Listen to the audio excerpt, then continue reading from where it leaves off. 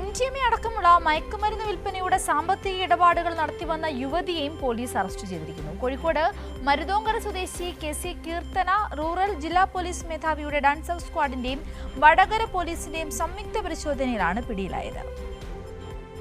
മയക്കുമരുന്ന് ആവശ്യമുള്ളവർ കീർത്തനയുടെ ബാങ്ക് അക്കൗണ്ടിലേക്കാണ് പണം അയച്ചിരുന്നത്. മറ്റൊരു വ്യക്തി ആവശ്യക്കാർക്ക് മയക്കുമരുന്ന് കൈമാറും. ലക്ഷക്കണക്കിന് രൂപ ഇതുവഴി ഇവരുടെ അക്കൗണ്ടിലേക്ക് വന്നതായി പോലീസ് പറയുന്നു.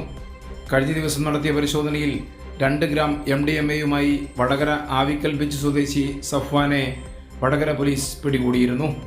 ഇയാളെ ചോദ്യം ചെയ്തതിൽ നിന്നും ലഭിച്ച വിവരത്തിന്റെ അടിസ്ഥാനത്തിലാണ് പണം കൈമാറുന്നതായുള്ള വിവരങ്ങൾ ലഭിച്ചത്.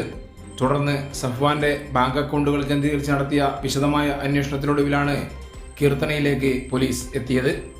പേരാമ്പ്ര വെച്ച് വടകര പോലീസും ഡാൻസ് ഓഫ് സ്ക്വാഡും ചേർന്ന് ഇവരെ കസ്റ്റഡിയിലെടുത്തു. നിരവധി ഉപഭോക്താക്കൾ കീർത്തനയുടെ അക്കൗണ്ടിലേക്ക് പണം അയച്ചതായും പോലീസ് കണ്ടെത്തിയിട്ടുണ്ട്.